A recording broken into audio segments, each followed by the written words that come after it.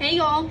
So now that we've started talking about business plans and what is in a business plan, we're gonna kind of break down the components and the different parts, and we're gonna work on them individually as we go through learning about a business plan. And you will be turning in a final business plan for a business that you have created or that you want to make better. The two options are you can create a new business or you can make another business better. You can do your research on a business that's already established and try to figure out how you can make it better. But with that being said, the first thing we're going to start off with is we're going to start talking about a business description and analysis. So what's included in a business description and analysis is the business type. So what kind of business do you have? You are going to have to make sure that you do your research and you do this correctly, because this is going to be a big project of ours. You're going to have your business type, your business philosophy. So we'll get a little bit more into those as we go. A product description. So what kind of product are you going to sell your customers? Or what kind of product are you making? You're going to have to do a self-analysis, a trading area analysis, marketing segment analysis, and analysis of potential location. So I'm going to try to break those down so that you can do a little bit piece by piece so that it makes more sense, because I know some of those words are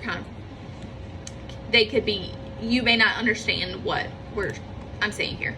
So business types, exactly what we've learned.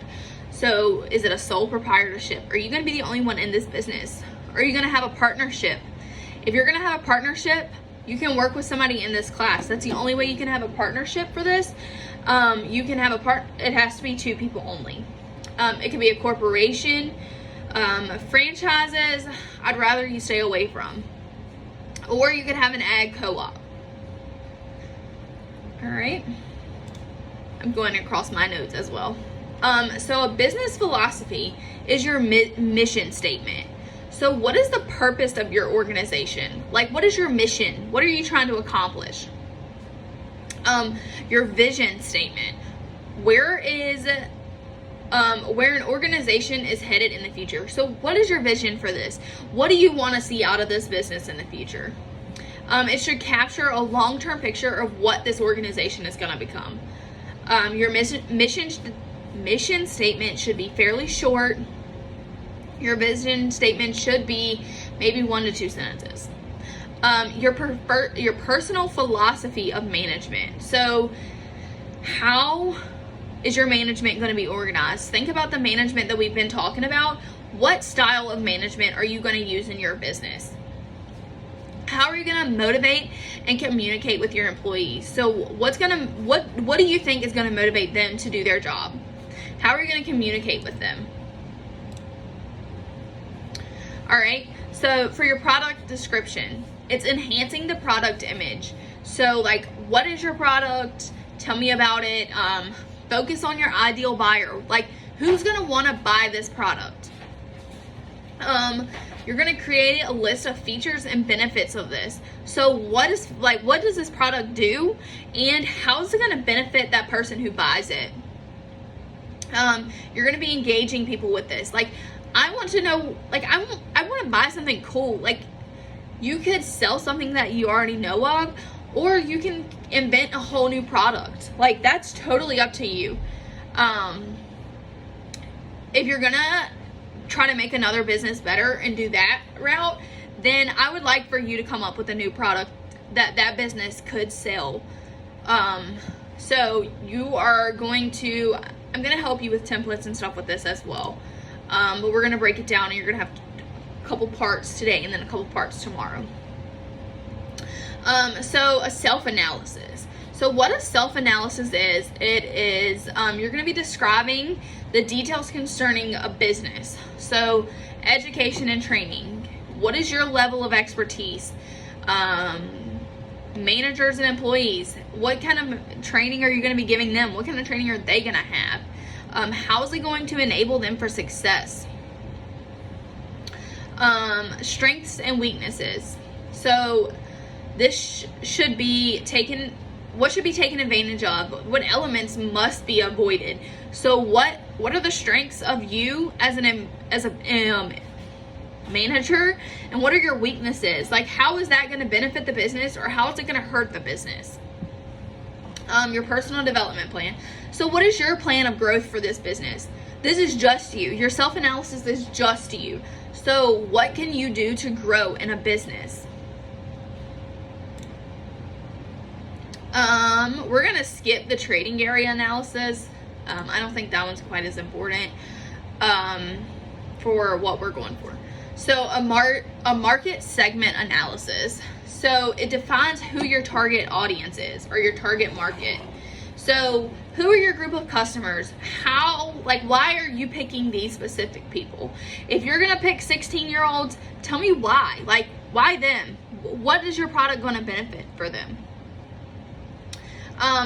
So you're going to also identify the target market's needs. So like, what do they need? What do these 16-year-olds need? What do they want? And what are their buying habits? So you're going to have to do a little bit of research with this, but remember, this is going to be a big project of yours that we're going to be working on for a while. So analysis of your potential location.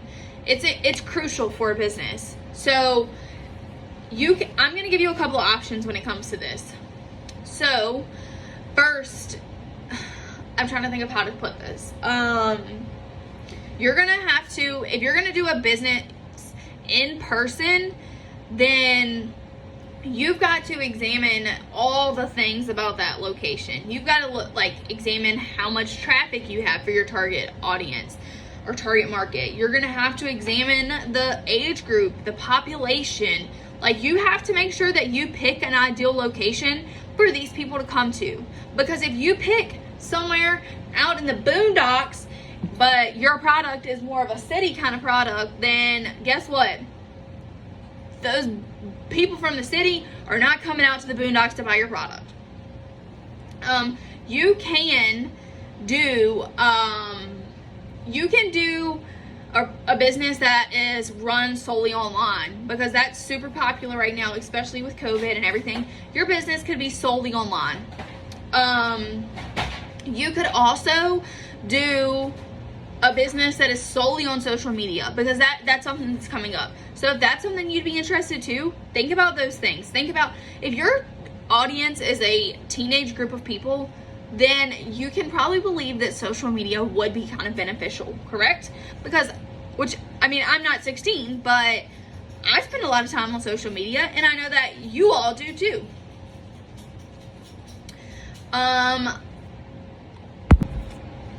Okay, so let's recap. Business description and analysis. We have our business type. So think about those business types that we spent working on. Are you going to have a sole proprietorship? Are you going to have a partnership? If you have a partnership, I need to know ASAP. So you're gonna tell me what kind of business type you have. You're gonna tell me your business philosophy, which is your mission statement and your vision statement and your personal philosophy.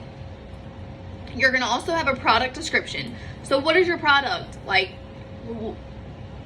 focus on the ideal buyer. Like, why do they want to buy that? You're gonna have a self-analysis. So like, what kind of trainings, what kind of trainings are you gonna have? What kind of trainings are your employees gonna have? Think about your management styles. What are your strengths and weaknesses? Market segment. So who is your ideal market? Are they 20-something-year-olds? Are they 16-year-olds? Like 50s? Like, what is your target market?